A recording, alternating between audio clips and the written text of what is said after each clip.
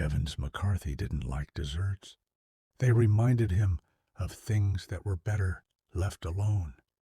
The endless commuting as a child, the dusty suitcases of his alcoholic father, his mother, whose face he barely remembered. But right now, he had no choice.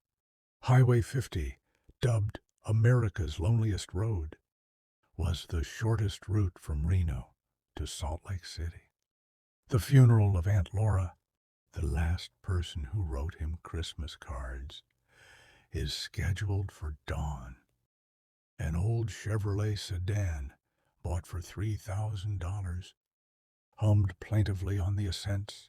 Evans opened the window a crack, but the hot wind, smelling of wormwood and hot asphalt, only burned his throat.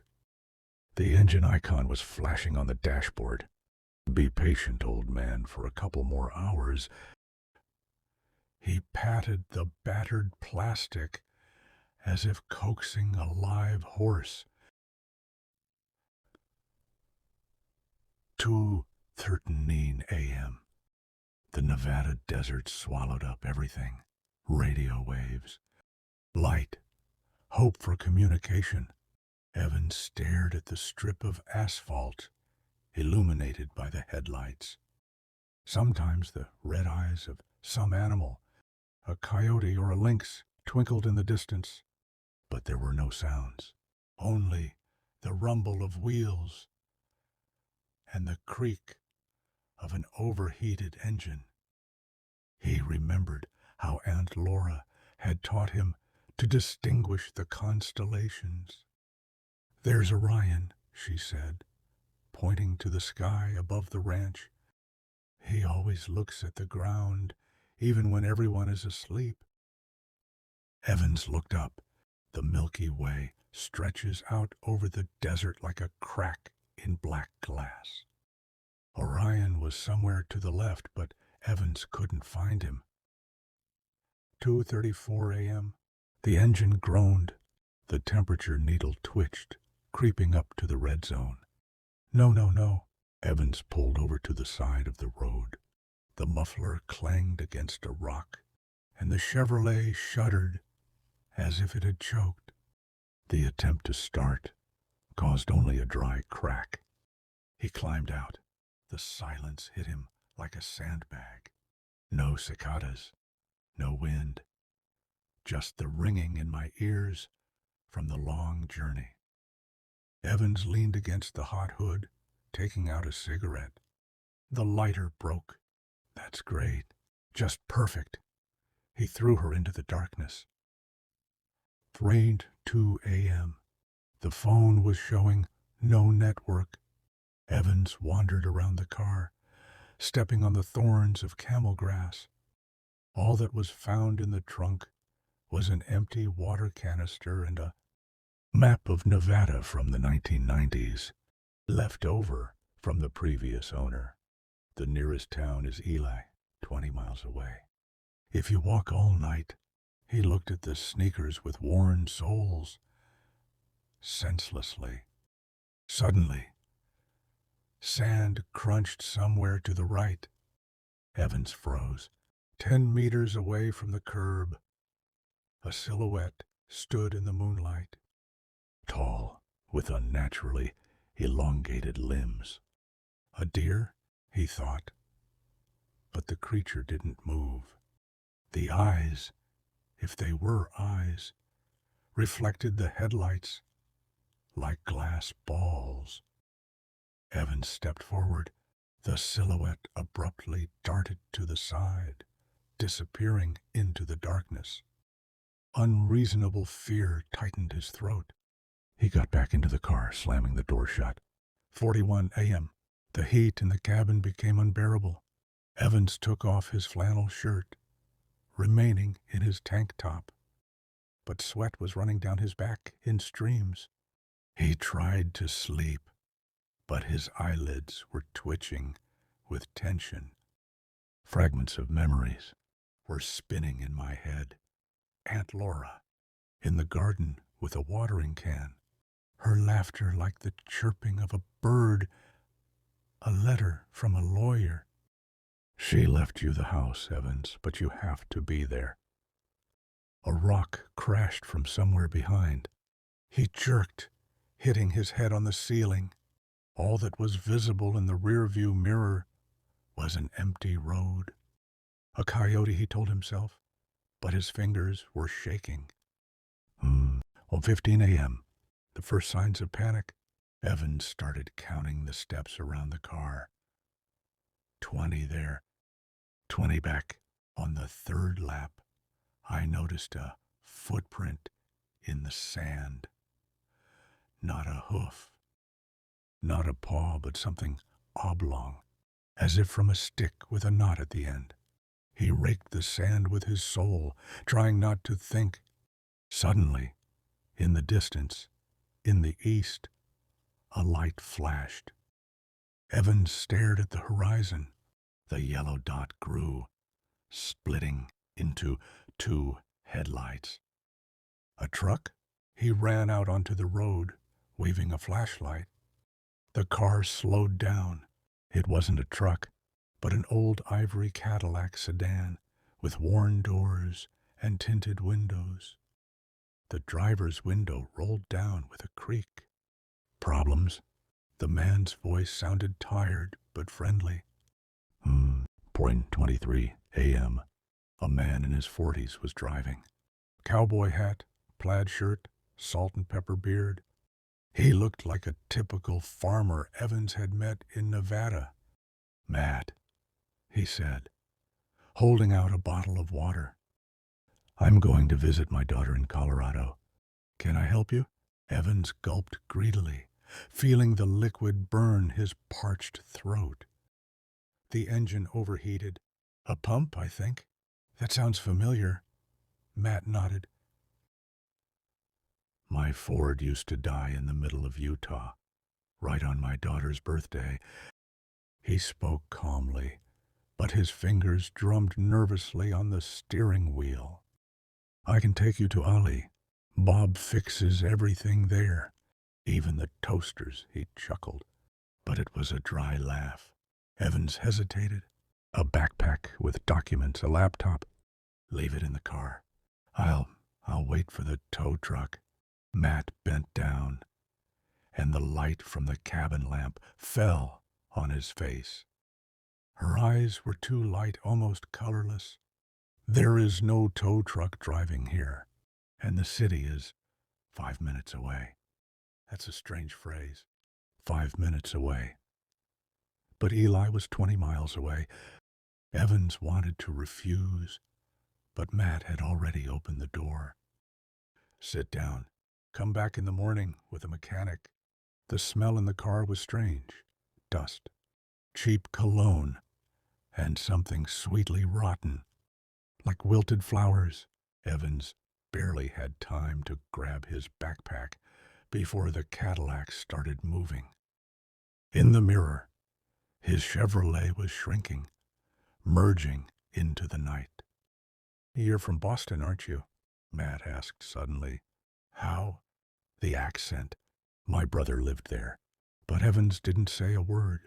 He silently squeezed the door handle, feeling his heart pounding in his temples. The city of Ely was supposed to be 20 miles away. But 10 minutes later, lights began to blink in the distance. Evans clutched his backpack to his chest like a shield. The Cadillac's interior felt strange and cramped despite the spacious seats. The soft upholstery, the color of coffee and milk, was scratched, as if animals had been transported here. In the back seat, in the semi-darkness, a child's teddy bear with one glass eye could be seen. His other eye, as if it had been torn out, protruded from the seam on his stomach, taped up. Evans turned away, but the image stuck in his head.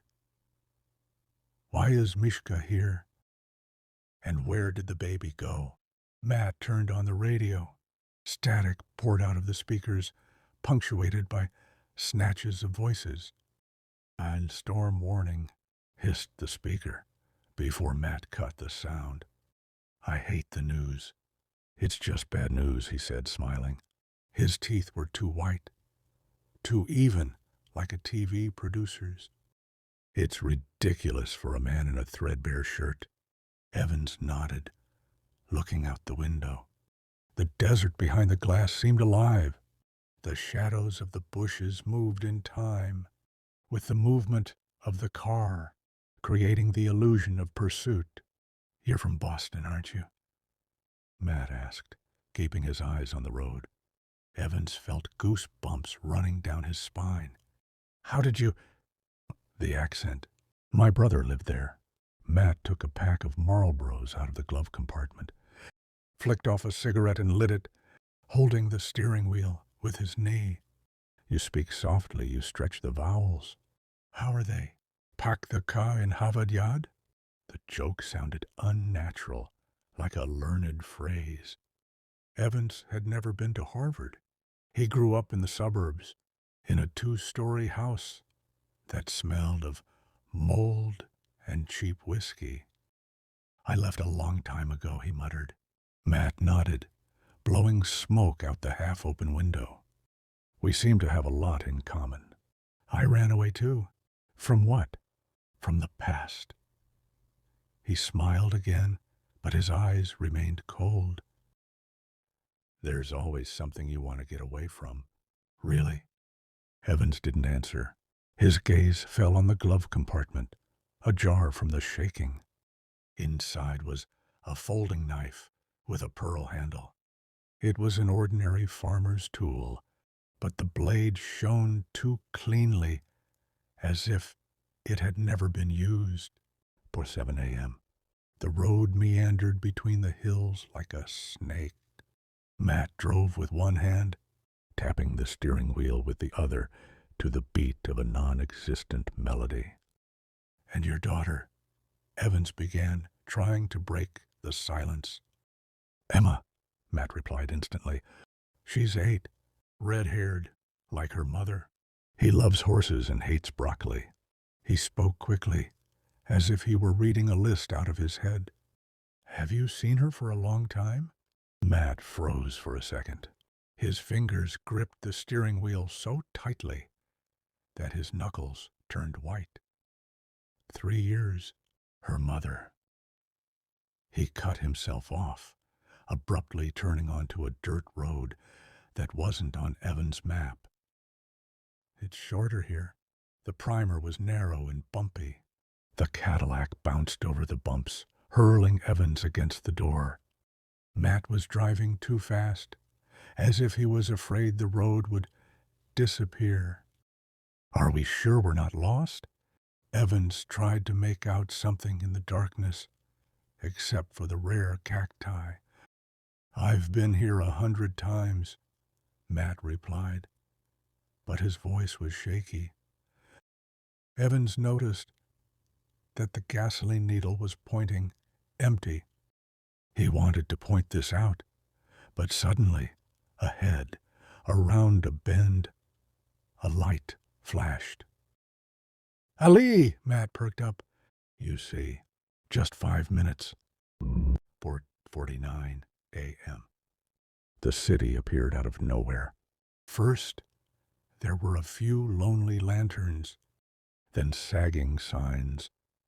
Cafe Dottie, gas station, Stardust Motorcycle Company.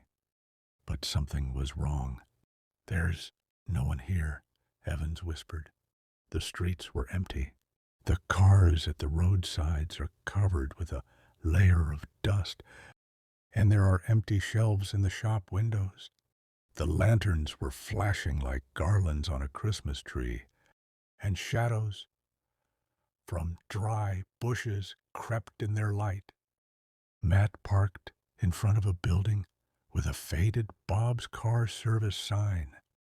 Does Bob work at night? Evans asked, unable to hide the tremor in his voice. He's always here. Matt got out of the car. Wait, I'll wake him up. Evans stayed in the cabin, listening to the silence. Somewhere in the distance, the wind howled, rushing between the buildings. He noticed a fresh scratch on the door handle, as if someone had tried to open it from the outside. 10 minutes have passed. Matt didn't come back. Evans went outside. The air smelled of burnt rubber and rust. Matt, the only answer, was the creaking of the signboard in the wind. He walked over to the car service station. The door was ajar. Inside, there is a disassembled engine, tools covered with cobwebs. There was a 1998 calendar with a picture of Marilyn Monroe on the wall. "Matt!" he shouted louder. A door slammed somewhere behind him. Evans turned around. The Cadillac was gone. Evans took out his phone. No network, as before. He walked over to the nearest car, an old Ford with rusty doors. There was a newspaper on the seat with the headline, "Storm Sandy ravages East Coast." My heart started pounding. He ran to the Cafe Dottie.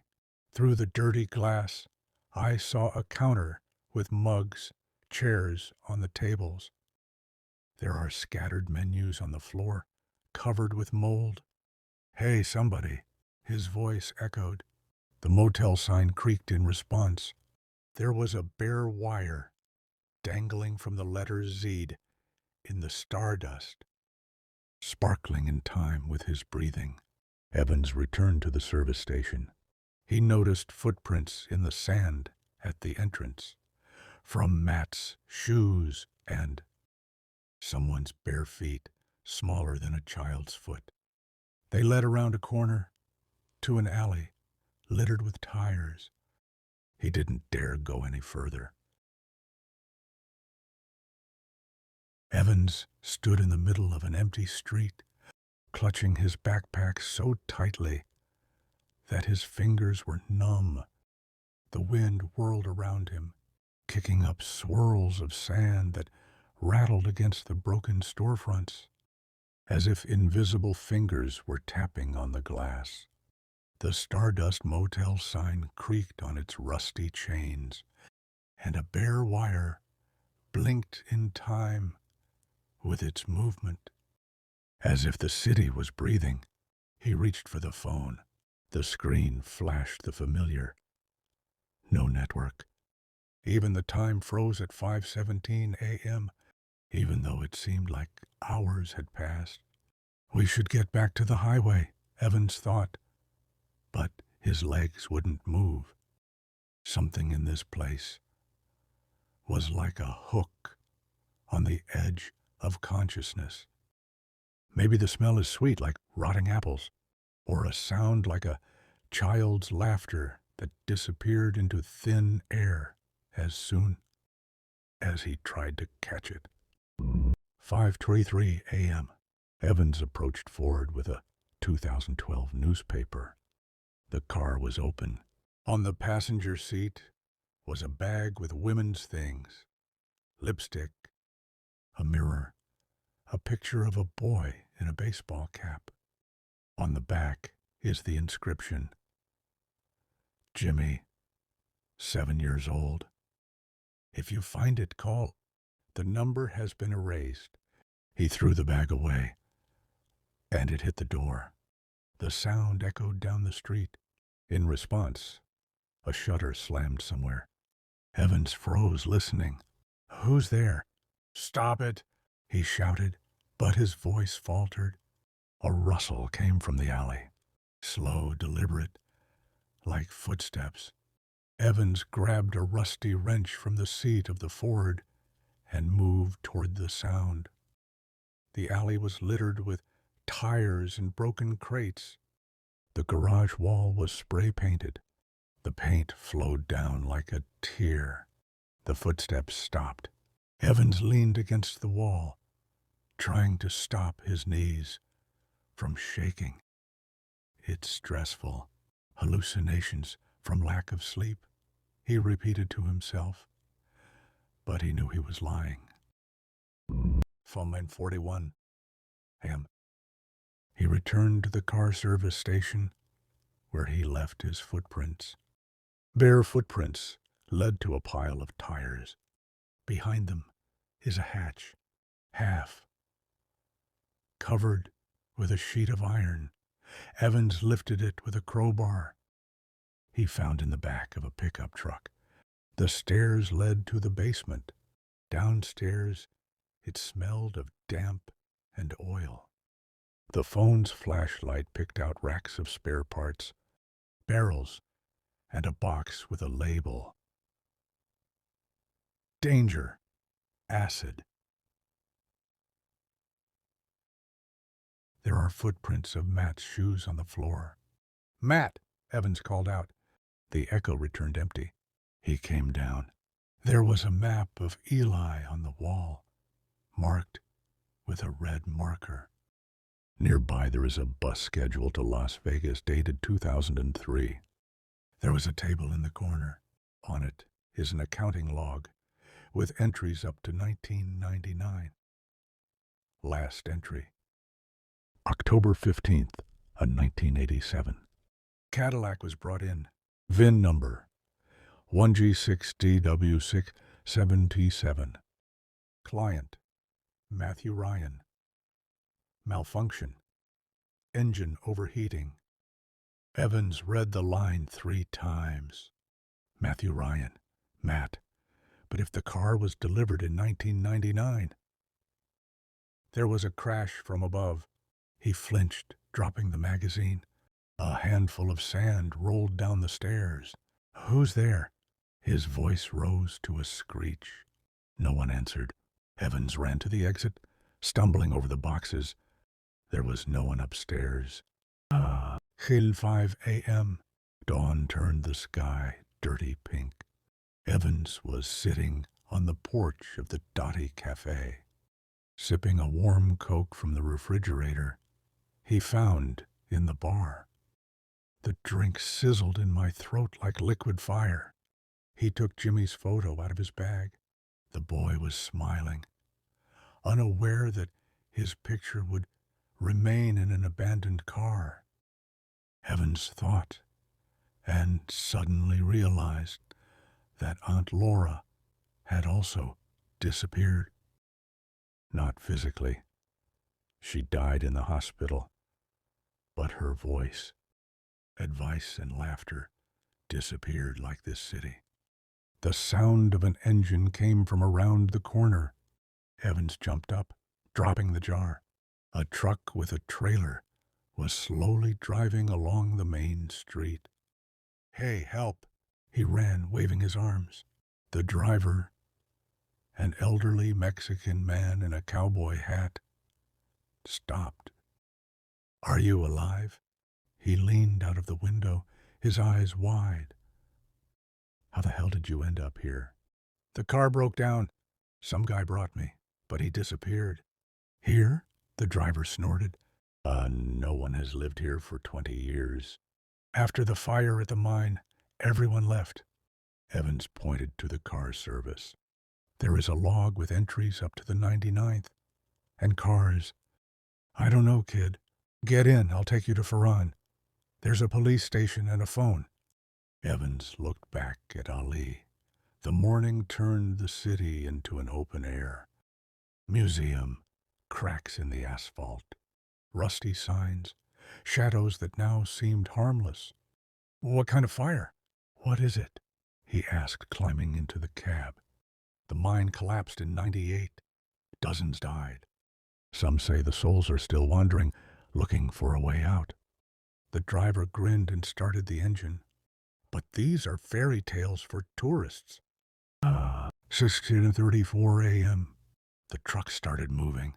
Evans was looking in the side mirror. At the last moment, it seemed to him that a figure flashed in the alley. A tall man in a cowboy hat. With a child on his shoulders, he jerked his head, but there was no one there.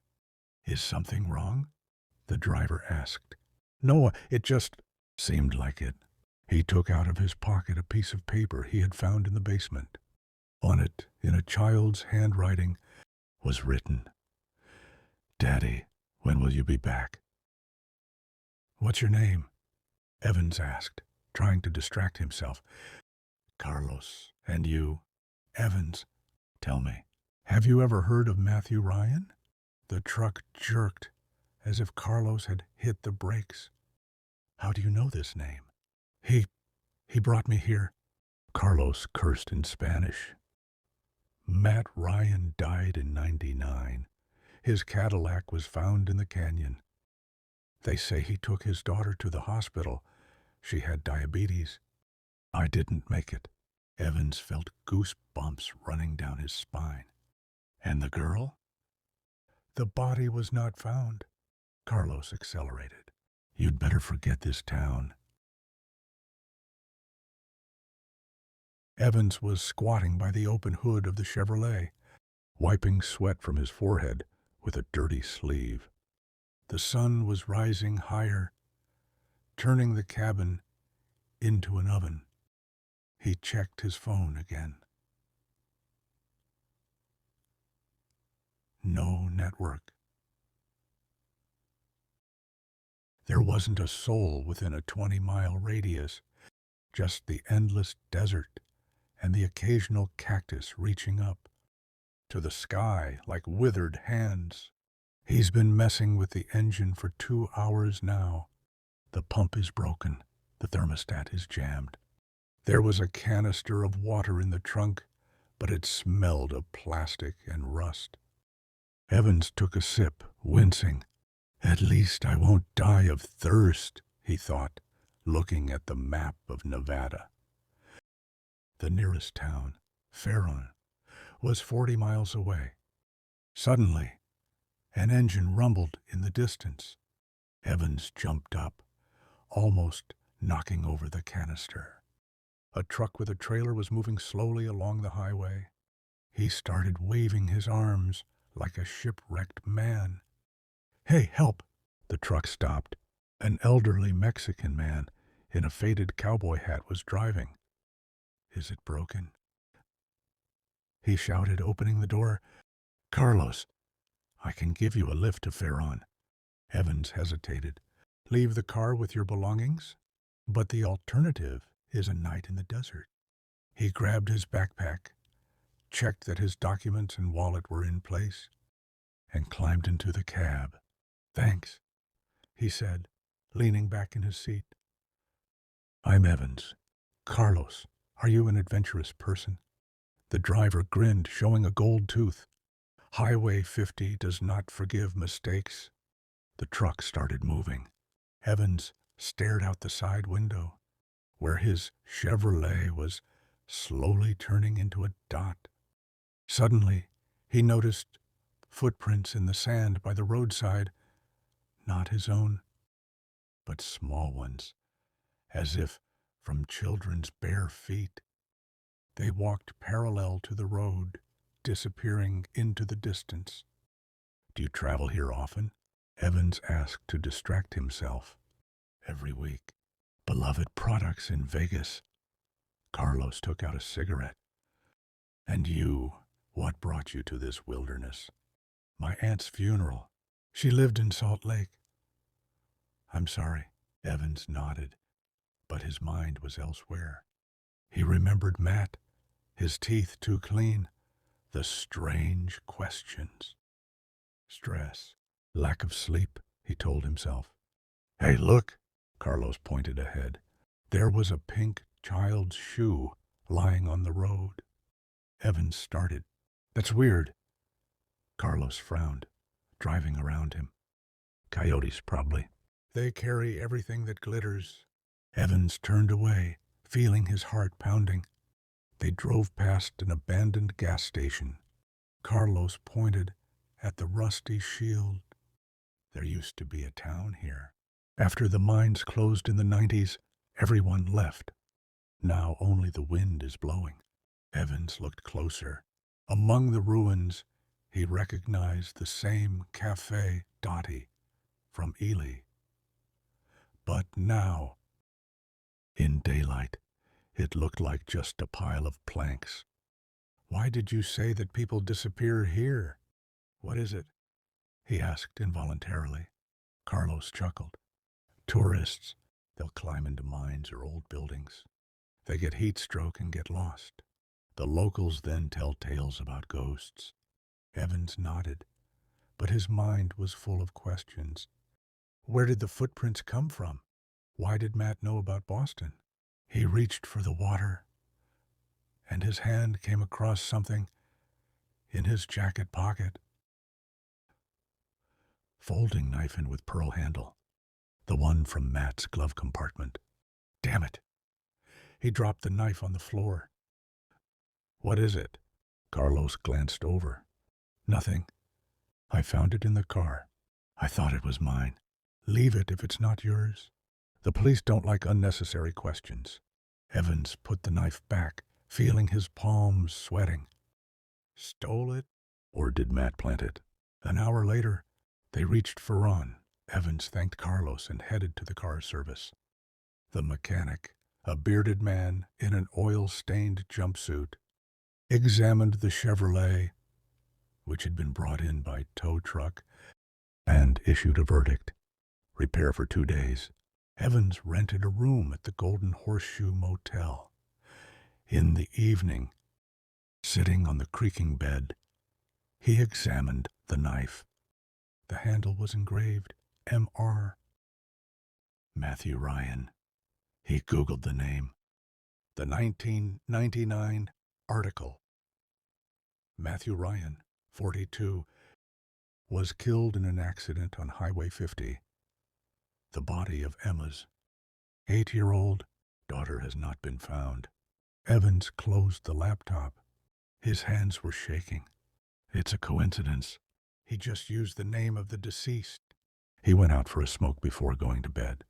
There was a white 87 Cadillac parked in the motel parking lot. Evans came closer. The car was covered in dust. The license plates were erased. The cabin is empty. There was a toy in the back seat, a teddy bear with a missing paw. Hey, whose is this? He shouted to the administrator. The visitors left a month ago. They left at night without paying. Evans returned to the room. All night long, he dreamed of wandering through the desert with someone breathing behind him. In the morning, the mechanic reported that the car was ready. Evans paid and drove out onto the highway. In the rearview mirror, he saw a white Cadillac slowly pulling out of the motel parking lot. He accelerated.